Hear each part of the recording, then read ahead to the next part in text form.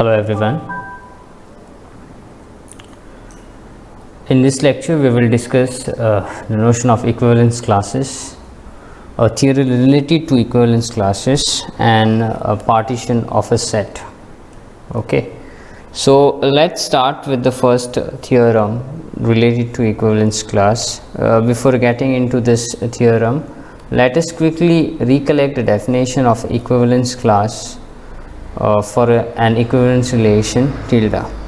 So if we have an equivalence relation tilde and say x is a point, this is defined on say set x, and if x is a point on x, then we define the equivalence class of x as a set of all point in x such that x is related to y, or in fact you can say y is also related to x because the given relation is equivalence, right?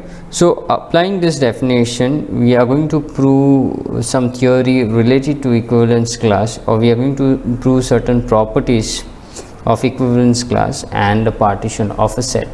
Now one thing you observe that this equivalence class over here will never be an empty set, as this tilde is reflects you, x will always be in this equivalence because x is always related to x through tilde.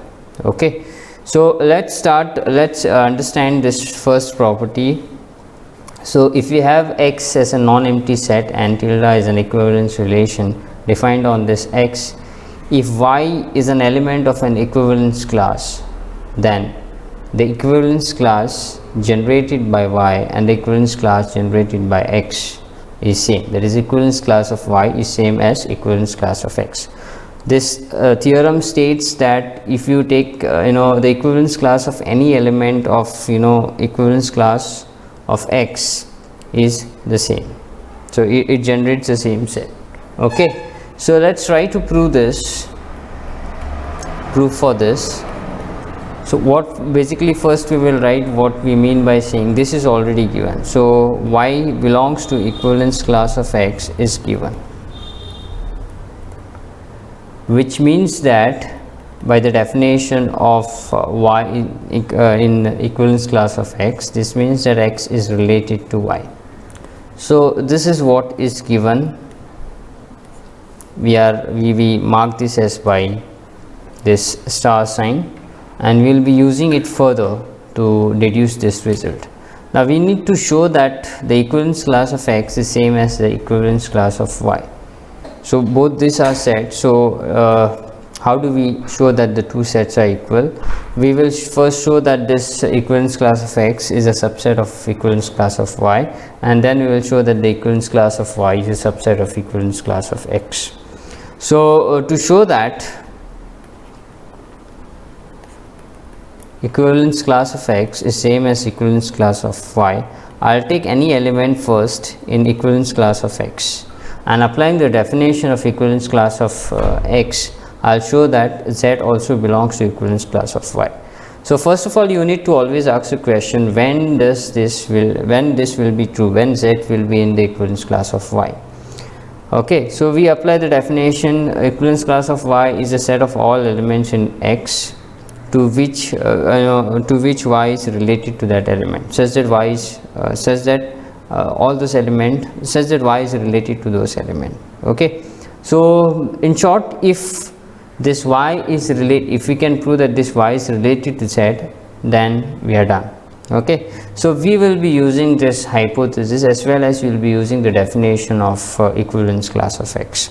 So ultimately we need to get from the fact that tilde is an equivalence relation, we need to show that y is related to z, or z is related to y. So from here, this immediately implies that x is related to z. X is related to z because from the definition, right? Now since x is related to y and x is related to z, we can in fact apply the transitivity, but before that we need to make certain changes. We want to show that y is related to z. So, and I have x is common in both this relation. So what I'll do is that I'll use a symmetric over here, which in turn will say that x is related to y is same as saying y is related to x, and we also have x related to z. So ultimately applying transitivity we will have x related to z. So from star y also related to x because of symmetric, S tilde is symmetric. Okay, now you can see that now y is related to x and x is related to z. This implies that y is related to z. S tilde is transitive. Okay, that's what we required, right? So this immediately says that z belongs to equivalence class of y. So this proves that we started with an element in equivalence class of x. So this proves that equivalence class of x is contained in equivalence class of y. The result to show that the equivalence class of y is contained in equivalence class of x is exactly similar. What we will do is that we will start with any element in equivalence class of y. This immediately implies that y related to w. Now we need to show that w also belongs to equivalence class of x. So that is same as saying x is related to w. So our aim is to show that x is related to w using the fact that y is related to w and given that x is related to y. So y is related to w and x is related to y. That also implies that y is related to x. So we can apply that result. Now since first I will take that this x is related to y, since x is related to y and y is related to w from here, because y is common and we want it in this way so that I can apply transitivity. This would imply that x is related to w, S tilde is transitive. This proves that x is in the, by the definition, strictly following the definition of equivalence class of, w is in the equivalence class of x. In fact, other way around also is true, but then in that case that's what we exactly want to show. So therefore we have equivalence class of y contained in equivalent class of x, and combining both this result, I'll call this as 1 and I'll call this as 2, we have equivalence class of x is same as equivalence class of y. And theorem proves that if any element belongs to the equivalence class, then the equivalence class generated by that element would be same as the equivalence class generated by to which it belongs to. Okay, so now again using the previous result, we have this a very important result in equivalence class, which says that if you have an equivalence relation defined on a non-empty set x, then exactly one of the following is true for any x comma y in x. So what that means is that the equivalence class x intersection equivalence class y is disjoint, or equivalence class of x is equal to equivalence class of y. Basically what it means that if they are not same, then they are totally disjoint. So they will be non-empty provided the equivalence class, the two equivalence class will be non-empty provided they are same. Okay, so that there is no other possibility of being two equivalence class being not disjoint. Okay, so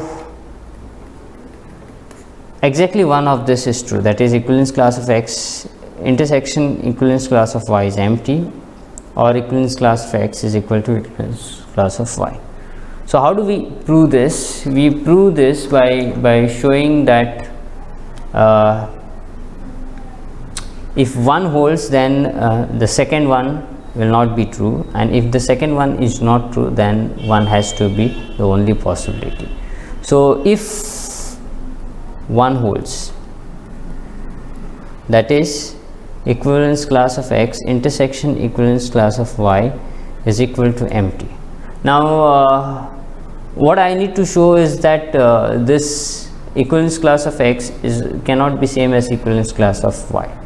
If that is possible, equivalence class of x is equal to equivalence class of y. This is what we are saying that is true. Okay, so in that case what would imply from this star? The only possibility that equivalence class intersection equivalence class is empty in this case is that both are empty. But will that be true in this case?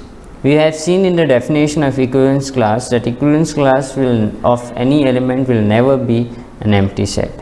Okay, and this is a contradiction which says that this is not true. Equivalence class of x is not same as equivalence class of y. So this is when one is true. If one is not true, suppose one is not true, the first one is not true, then we need to show that the second one has to hold. So one is not true means what? Equivalence class of x intersection equivalence class of y is not empty, which means that there is at least one element. So what we need to show is that, see, if we assume this, then we need to show that equivalence class of x is same as equivalence class of y, that is the second one is true. Fine. Okay, so since this is non-empty, there is at least one element in x, so I'll call it as say z, because x and y are already used. There is at least one element in x such that it belongs to this intersection. Okay, so this means that z belongs to intersection of x and z belongs to intersection of y. By the above theorem, whenever I say that an element belongs to equivalence class, the equivalence class generated by that element is same as the equivalence class in which it belongs to, and therefore we have this, right? But this would imply that the equivalence class of x is same as equivalence class of y as we require. So this proves that both is not true. So exactly one of the statement, that is that either intersection of x and y is empty, or intersection equivalence class of x is same as equivalence class of y. Okay, so here is the definition of partition of a set x. So a family of a subsets of x. So here is a collection of a subset of x, A alpha in x, says that alpha is coming from some index set. It's called a partition of x if it satisfies the two conditions. First condition is that they are disjoint, pairwise disjoint, that is intersection between any two sets from this collection is empty. So something like this, if this is A alpha 1, this is A alpha 2, then you have A alpha 3, you can see that this forms a border and there is no element common. Secondly, if you take the union, so if what does this means, if this is the x, then this x is made up of all this A alpha. So union of A alpha wherein over the index set x is whole set x. So if you take the union of all such A alpha, that will give you the whole set x. Now how these partitions and the equivalence classes are related? If you remember, while discussing the relation of divisibility of congruence modulo, we have seen that the distinct equivalence classes that we are getting, they are disjoint. Okay, and if you take the union of all the equivalence class, that will give you the whole set x on which you are defining the equivalence relation. So that's how we can say that in fact in any relation, that was one particular example, in any relation that is true, and therefore the equivalence class, the set of all equivalence class, forms a partition for the given set on which the relation is defined. Okay, so understanding this notion of partition, we discussed this last theorem of this chapter. So the equivalence classes of an equivalence relation on a set X induces a partition of X. Exactly, it means that the equivalence class forms a partition of a set X. So first we will prove this, the first part, and then we will go on to the second part. The second part says that given a partition, a certain kind of relation is an equivalence relation. Certain kind of relations defined on this partition is an equivalence relation, and further the equivalence classes for this relation are the subsets that are involved in the partition. Okay, so first we will prove the first part, A. What we need to show in the first one, the equivalence class of an equivalence relation on a set X induces a partition of X. So the question over here is that, which are the equivalence classes that actually we need to consider in the set. Okay, now basically you need to consider only the distinct equivalence class, but what determines the distinct equivalence class? If you remember in the previous example or before that, we have defined something called as the transversal. Transversal has one and only one representative from the each equivalence class, and if you intersect that transversal with any equivalence class, that will give exactly one that member which is coming from S and equivalence class of X. Okay, so that's a natural way of thinking of how to form a partition. Okay, so it's going to be so our idea is to show that this set, okay, this equivalence class of S, which is definitely a subset of X, such that this each of this S is nothing but the representative of the relation. So this S is coming from the transversal. This forms a partition for this set X. Okay, so this is the sets of the equivalence class, in fact the distinct equivalence class. Okay, so that is the whole idea. So we are going to prove this. Say suppose X is a non-empty set and tilde an equivalence relation on X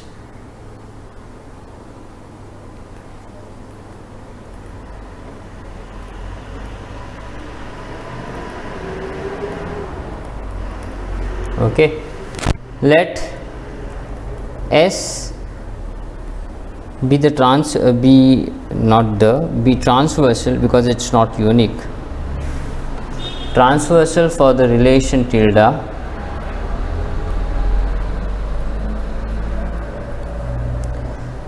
okay. So when I want to show that this is the partition, there are two things that I need to show: that the union of such set subsets of X, if I take the whole union, then so in this case the index set is S. So if I take the whole union over this index set S, then it's going to be the set X. That's the first thing. In fact, in the definition that's the second, but we will prove it first, and we will show that the equivalence class, I mean the intersection of two equivalence class, any two equivalence class in this case is empty, that is they are pairwise disjoint. Okay, so to show that, first to show that X, first we will show that X is a union of all such equivalence class belonging to this set. Okay, so first thing we note that each of this equivalence class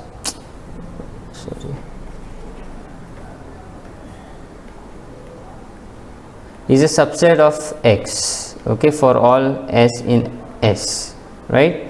This implies that union of all such equivalence class coming from S has to be a subset of X, right? So that's the first part. Now you need to show the reverse way, that is, if you take any element in X, it has to be in one of the equivalence classes or one of the such box of S where S is coming from S. Okay, so let's start with that. Let X belongs to X. So if I take the intersection of equivalence class of X with S, this is going to be non-empty. In fact, it's going to contain precisely one element. So I can say that there exists an element Y, which Y in X, such that Y belongs to equivalence class of X as well as Y belongs to S, right? So what this means, that Y is related to X and Y belongs to S, right? And when I say that Y is related to S, this would be same as saying X, either Y is related to X or X related to Y. So this would be same as saying X belongs to equivalence class and Y is in S, okay? And therefore what we see is that X is in equivalence class of Y for some Y in S, right? So definitely you have seen you have shown that X is in the equivalence class of Y for some Y coming from S, and therefore I can say that X belongs to union of such S where S coming from S. So X is in one of this equivalence class. That's enough to say that X is a subset of union of S coming from S. Okay, so from this, from 1 and 2, I can say that X is equal to union of equivalence class of S where S is coming from capital S. Okay, so this comes from 1 and 2. So that's the second property of the definition of partition.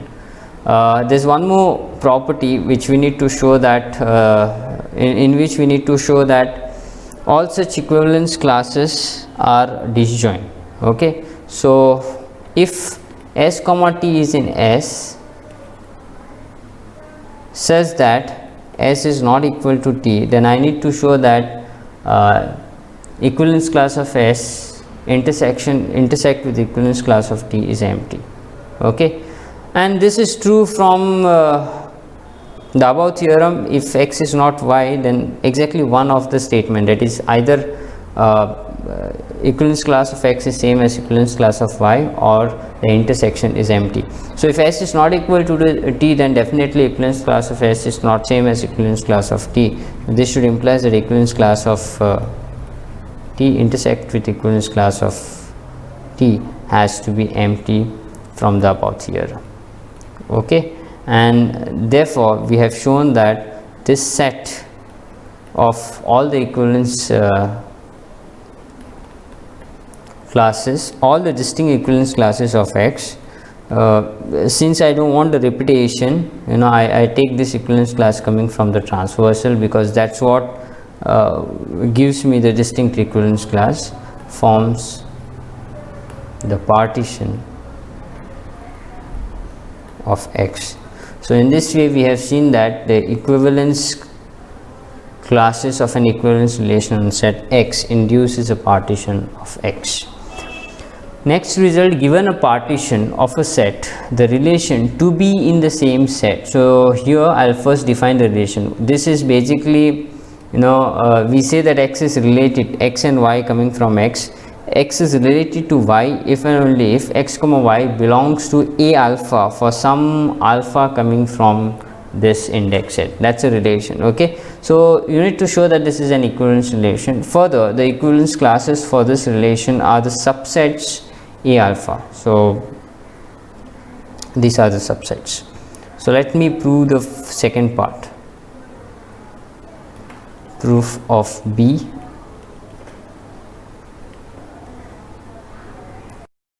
So let this family of sets A alpha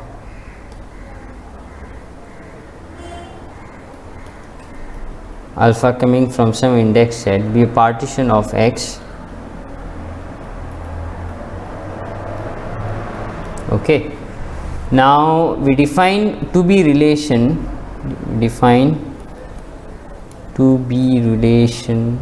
okay, to be in, we define relation tilde. I'll call that relation as a tilde for my convenience because it's difficult. Define relation tilde as to be in a same set, as to be in a same subset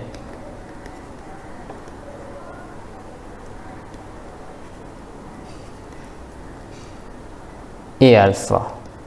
Okay, that is, see, the relation is defined in this way: X is related to Y, where this X and Y is coming from X, if and only if X comma Y is in the same set A alpha for some alpha in index set. So X is related to Y if it belongs to the same, set, that is if both of them is in one partition. Okay, so first of all we need to show that this relation is equivalence.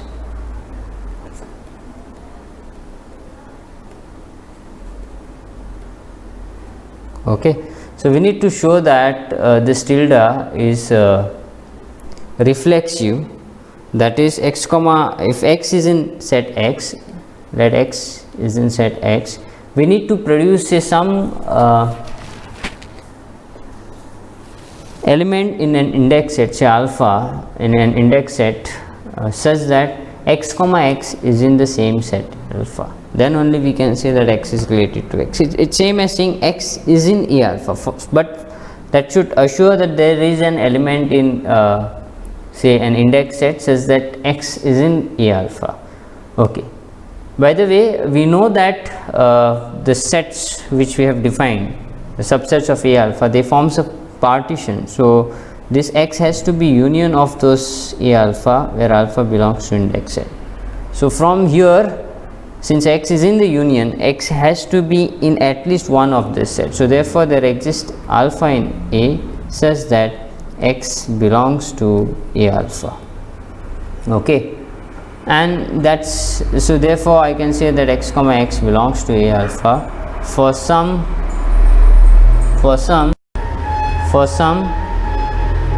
alpha in index set. Okay, and this says that X is related to X, so therefore I can say that tilde is reflexive. Okay, now we need to show that tilde is symmetric, so that's again trivial. So let X comma Y be in X such that X is related to Y. We need to show that Y is related to X. When you say that X is related to Y, we should be able to produce an alpha in the set A, in the index set, in the given index set, such that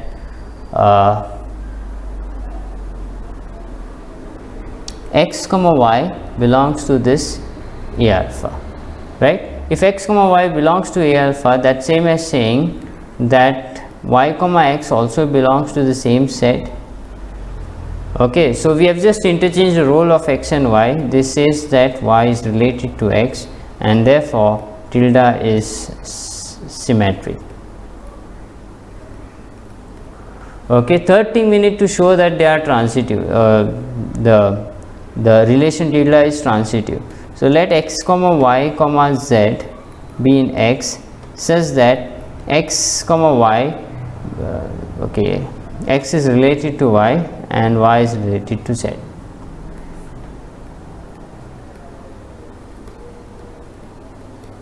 What we need to show is that X is related to Z, right? So that we will show by the definition of this relation. Now since X is related to Y and Y is related to X, we should be able to find two elements in the index set such that X comma Y belongs to A alpha and Y comma Z belongs to A beta. Now the question is, is this alpha and beta are distinct or they have to be same. Now remember that the given family of a set is a partition, and so therefore the partition has to be pairwise disjoint. Now in this case you can see that y is in A alpha as well as y is in A beta. So therefore the intersection of A alpha and A beta is non-empty.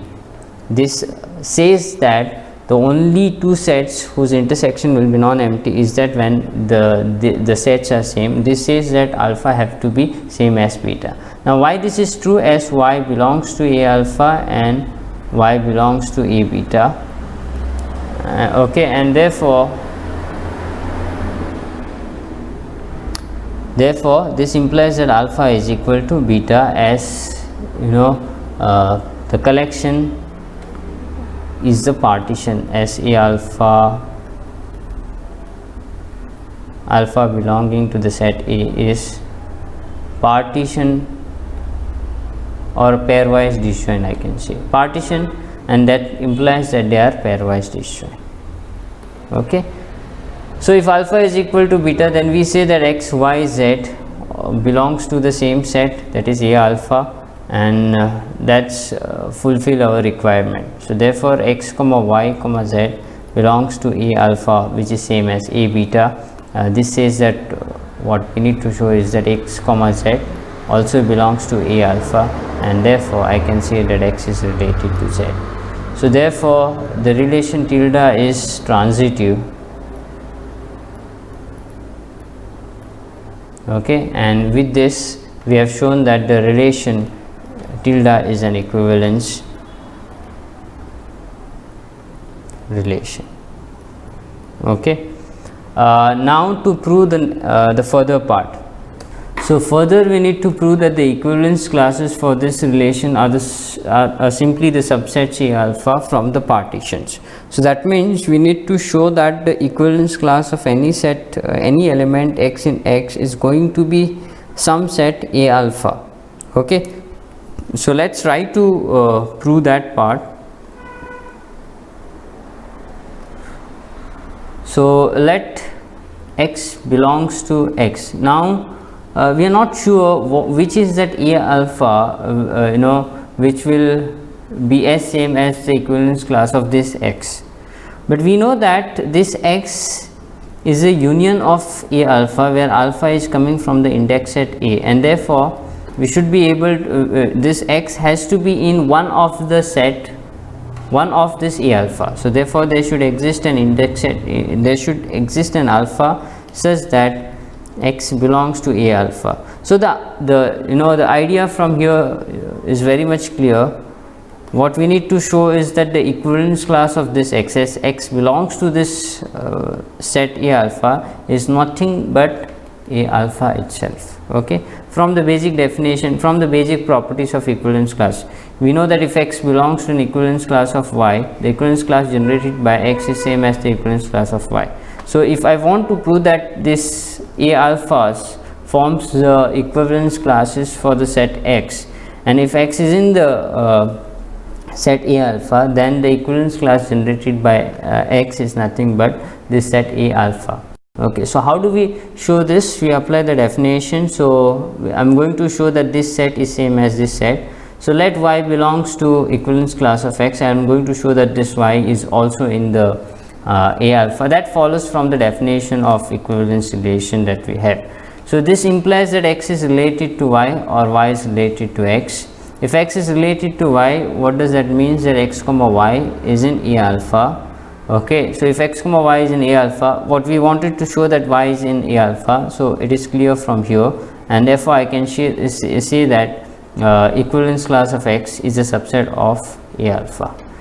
To prove the next part, let me start with an element. Let y belongs to A alpha. What I need to show is that y is also in equivalence class of x.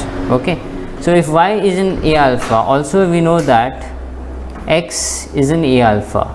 So therefore we see that x comma y is in A alpha, and therefore I can say that y is related to x, so x is related to y. This implies that y is an equivalence class of X, okay, or X is related to Y. So that's from here I can say that A alpha is a subset of equivalence class of X, and therefore from this 1 and 2 I can say that the equivalence class of X is equal to A alpha. Like that, for every element, that element will be coming from either of the A alphas, and therefore the equivalence class of that element has to be the whole set, whole partition A alpha. So with this I end up this session, concluding that we have finished all the theory of the chapter relations. So please refer the textbook for more exercises and more problems on this chapter. Thank you for watching this video.